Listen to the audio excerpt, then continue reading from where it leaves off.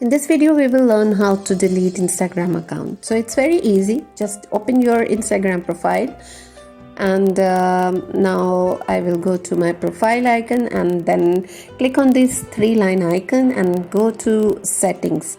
Once the setting page open, you will just click on help section. After help, you can just click on help center.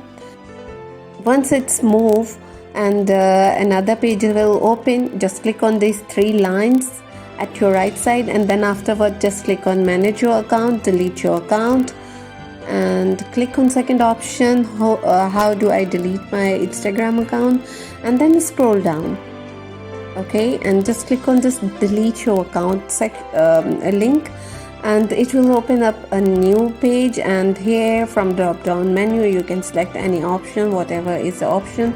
So you can just select that one and enter the password, and after entering your password just move down and click on this delete Vogacious style, because that was the profile name. I'm not going to delete it because I need this profile.